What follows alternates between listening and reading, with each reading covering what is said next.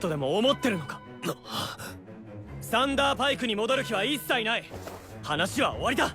お前、あの駆け出しの女どもに騙されてるんだぞ。お前を便利に使って。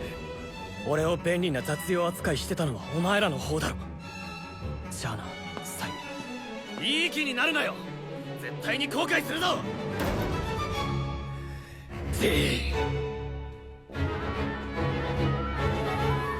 A-rank party. I love these types of like revenge. I left my party kicked me out. My party XYZ, I destroyed my party killed me, whatever. I love all of these types of revenge type, or like not even revenge sometimes, but like these like I'm better for not being a part of my party or whatever, right? Or sometimes it is revenge. But I love what these stories have when the MC gets a little jab back at the party. And I love when the parties are that they left, willingly or unwillingly. I love when they just begin getting internally destroyed, or sometimes they get killed or something because they made some stupid decision, or something nasty happens to them. Just like, yeah, get him. And that's exactly what happened here, right? We had this 𝐜𝐚 character go and talk to Yuke. Yuke. I'm gonna forever make that mistake. His name's fucking Yuke, goddammit. They go and I'm gonna call him Yuke. I don't care. They go and they talk to Yuke, and you know they're like, "Hey, come back to the Thunder Pike, whatever." And he's like, "Ain't gonna happen." And we find out during that small little conversation, and maybe they mentioned it before, but I forgot. I don't know. But they mentioned that he's actually been friends with these folks, you know, or at least 𝐜𝐚, the leader, since he was a child. Like like a kid. And it's even nastier when a party treats someone like that, or we're treating him like a chore boy or like a trash boy, whatever. But most of their success was because of him, and they treated him like doo-doo. And I think that's just awful. And especially, it's even more so when they've known each other for 10, 15 plus years. Basically, since they had memories, they knew each other. It's like, that's like the worst type of people in the world.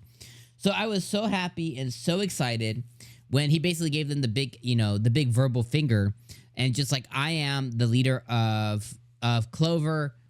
You guys have to figure it out. You're big boys, you know, you're big boys and girls. Peace out, you know. Now, of course, at the end of the episode, the POS noble dude who's been trying to get in with the girls is looking at this as an opportunity. So there's probably gonna be something that ends up happening here where he partners with the other party, or pays them, or does something to try and get through Yuke and the other girls once again. Because they're not going to be able to let it go, because for some reason they have it in their minds. Even though they were like, yeah, leave us. You're trash anyways. We don't need you, blah, blah, blah. They somehow gaslit themselves, or like have just worked it out perfectly within themselves that like, oh, he's the reason we're failing now, which is so stupid. Now, the one caveat to that is one of their members, I don't remember what her name is, Rebecca's, I don't know. I don't remember what her name is, but I think she was like the mage of the party, or one of the mages. She is now looking at Yuki's streams and being envious and not being really participative in the party. So there's a chance that she ends up joining Yuke, depending on what his feelings are. Depending on what his feelings are for her, there's a chance that she ends up joining his party, or at least attempts to, or something like that. Next episode is called Stalker. So my guess for next episode is going to be the stalker is actually going to end up being that girl. Now, again, like I said, depending on how Yuki's relationship was with that girl specifically, he may or may not accept her into the party. And my guess for that is because even when we look at the OP kind of shows the party having the 3 girls currently, and it shows a 4th member, and that 4th member is actually like a beast girl, like a cat girl or something. So the former party girl isn't part of the OP. Now, like everything else, it could change, and they could add her in after. But again, these are just guesses. Now, the rest of the episode, though, you know, they got a lot of acknowledgement for taking down that monster. The girls got promoted to C rank. Our boy got promoted to D rank, which I really loved quite a bit.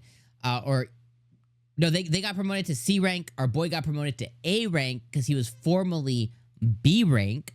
So I thought that was a really cool thing. So now they're gonna be able to get even closer to their goal. Because of the same thing, they were able to achieve the funds that they wanted to go and now get their own place and no longer have to stay at inns. And then they also now learned of Yuki's goal to go down to the abyss or whatever it is.